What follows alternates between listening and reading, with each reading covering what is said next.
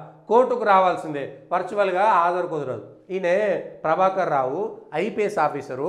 ఎవడైనా చిన్న తప్పు జరిగితే నిన్న ఏది ఔటర్ రింగ్ రోడ్ దగ్గరనో ఏదో ఏరియాలో ఒక వీడియో వచ్చింది. ఒక లారీ డ్రైవర్ది తప్పు ఉందో ఒప్పు ఉందో తెలియదు, జీడిమెట్ల దగ్గర అనుకుంటా ఆ ఎస్ఐని అటాచ్ చేసిరు. ఆ ఎస్ఐ ఆ లారీ డ్రైవర్ మీ చెంప మీద కొట్టి అమ్మ నా బూతులు తిట్టిండు. ఒక కానిస్టేబుల్ వస్తాడు, ఊర్లే ఎవరినో వచ్చి ఇష్టం ఉన్నట్టుగా బెదిరిస్తుంటాడు. వాడిని కేసులు పెడితే వాడు ఆ మనిషి అనేటువంటి విషయాలను మర్చిపోయి మృగంలాగా వాడి మీద దాడులు చేస్తుంటారు. కొన్నిసార్లు తప్పులు చేసినప్పుడు కొట్టడము, కొన్నిసార్లు దండించడం వేరే విషయము. నీకు ఎవడిచ్చిండు? ఈయన ఐపీఎస్ ఆఫీసరు, భారత రాజ్యాంగం ప్రకారం నేను పనిచేస్తా అని చెప్తాడు. ఆయన మీద కేసు నమోదైతే నేను రానని చెప్తాడు. ఆయన సర్వీస్కు, ఐపీఎస్కు సర్వీస్కి ఎంత జీతం అయితే ఇచ్చిరో ఆ జీతం అంతా ఏ రోజైతే నువ్వు పోలీసులకు నిబంధనలకు వ్యతిరేకంగా నువ్వు వ్యవహారం చేసినవో నువ్వు ఐపీఎస్ ఆఫీసర్. సాధారణంగా నాకు రాజ్యాంగం తెలియదు, నాకు చట్టం తెలియదు, నాకు న్యాయం తెలియదు అనేటువంటి విషయం ఎవరైనా సాధారణ వ్యక్తి మాట్లాడితే నిజంగా అవగాహన లేకపోయి ఉండొచ్చు అనవచ్చు. ఒక ఐపీఎస్ ఆఫీసరు అప్పనంగా పోయి అమెరికాలో ఉండి వాళ్ళ జైల్లో ఉండేటోళ్ళకి ఎంతమంది క్యాన్సర్ లేదు, ఇవాళ జైల్లో ఉండేటోళ్ళకి ఎంతమంది రోగాలు లేవు. ఇవాళ నిన్న కవిత కూడా జైల్లో ఉన్నది, ఆమెకు కూడా ఇబ్బంది అయింది, 10 కిలోలు తగ్గిందట. ఎయిమ్స్కి ఇంకొక ఆఫీస్కి ఇంకొక హాస్పిటల్కి తిప్పుకొని తీసుకొచ్చి మళ్ళీ జైల్లోనే పెట్టారు కదా. మరి ఈయన కుక్కనికి మాత్రమే ఎందుకు ఎక్సెప్షన్? ఆయన ఒక్కడిట్లో పోతాడు. రాగానే పట్టుకొని ఆయన సర్వీస్లో ఎంతైతే ఉద్యోగం డబ్బులు ఇచ్చారో అవన్నీ మళ్ళీ ప్రభుత్వం వెనక్కి తీసుకోవాలి. నీకు నోటీస్ అందిన వెంటనే, నీకు చేసిన వెంటనే నువ్వు వచ్చి రావాల్సిందే. వచ్చి ఇక్కడ నువ్వు ప్రభుత్వం నీకు అవసరమైతే నీకు కావాల్సినటువంటి ఏదైతే నువ్వు జబ్బు కోసము చికిత్స తీసుకుంటావో అది ఇక్కడ తీసుకుంటావు. నువ్వు పోనీ ప్రభుత్వ అనుమతి తీసుకున్నావా? నేను చికిత్స తీసుకుంటున్నా, ఈ చికిత్స తీసుకున్నాక నేను వచ్చి మీ దగ్గర లొంగిపోతా అని చెప్పినవా? చెప్పలేదే. నువ్వేం ఐపీఎస్ ఆఫీసర్వి? మరి పోలీసు వాళ్ళే ఇట్లా చట్టాలను ఉల్లంఘించిన తర్వాత, పోలీసు వాళ్ళే లంచాలు తీసుకొని దొరికిన తర్వాత ఎవడైతే చట్టం గురించి మాట్లాడాలో, ఎవడైతే చట్టాన్ని కాపాడాలో వాడే చట్ట వ్యతిరేక పనులు చేసిన తర్వాత వాళ్ళందరినీ తీసిపడేదా? చట్ట వ్యతిరేకమైనటువంటి పనులు చేయట్లేదా మీరంతా?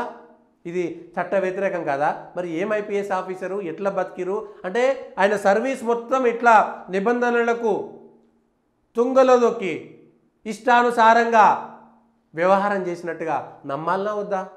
నమ్మేదే కదా ఇదంతా. ఒక ఐపీఎస్ ఆఫీసర్ అయి ఉండి ఒక సాధారణ పౌరుడికి నువ్వు నోటీస్ ఇస్తే వాడు ఎంత గజగజ వణుకుతుంటాడు. అంటే నీకెంత భయం లేకుండా పోయింది చట్టం మీద? చట్టం అంటే గౌరవం లేదు, భయం లేదు, ప్రేమ లేదు.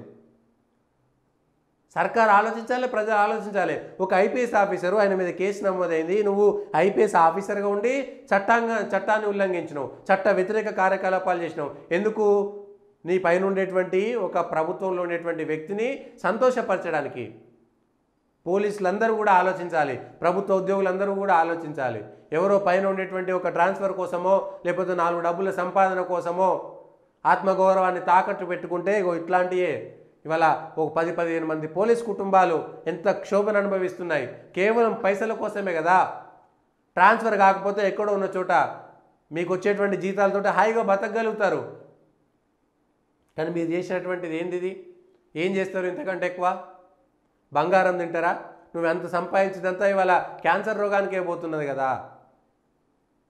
ఎట్లా ఒక ఐపీఎస్ ఆఫీసరు చట్టానికి సంబంధం లేకుండా, చట్టానికి లోబడి పని చేయకుండా, చట్టానికి వ్యతిరేకంగా ఉంటే ఆయన మీద మళ్ళీ ఇంకొక కేసు పెట్టొద్దు? ఉద్దేశపూర్వకంగా రావడం లేదనేటువంటి అంశం పైన ఆయన మీద ఏ చట్టాన్ని ఉల్లంఘిస్తున్నాడో చేసినటువంటి గతంలో కేసుల కంటే ఈ కేసు కూడా ఇంకొకటి తగిలియాలనా లేదా? దానికి తోడు ఆయన సర్వీస్లో ఆ 30 ఏళ్ళు 35 ఏళ్ళు ఎన్నేళ్ళు సర్వీస్లో ఉంటే అన్నేళ్ళు ఆ సర్వీస్లో ఉన్నటువంటి డబ్బులను, ఆయన తీసుకున్నటువంటి జీతాలను, ఆయన హోదాను, ఆయన ఐపీఎస్ను రద్దు చేయాల్సినటువంటి అవసరం ఉందా లేదా?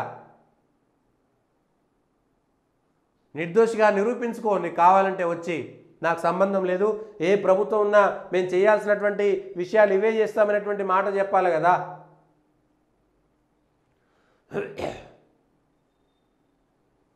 ఇది చేయాల్సింది పోయి ఇదే ఆఫీసరు ఆయన చట్టానికి వ్యతిరేకంగా పనిచేస్తే ఆలోచించాల్సినటువంటి అవసరం ప్రజలు ఆలోచించాలి. ఒక ఐపీఎస్ ఆఫీసరే చట్టానికి లోబడి పనిచేయకపోతే ఇంకెవరి దగ్గర పోతారు? న్యాయము, చట్టము సాధారణ ప్రజలకు మాత్రమే చెప్పేటువంటి మాటలా? పైన ఉండేటువంటి వాళ్ళకి ఇవన్నీ వర్తించవా నిబంధనలన్నీ? ఏమో చూద్దాం మరి ఏం జరుగుతుంది, ప్రజలు ఎట్లా ఆలోచిస్తారు, ప్రభుత్వాలు ఎట్లా ఆలోచిస్తాయని చూడాలి.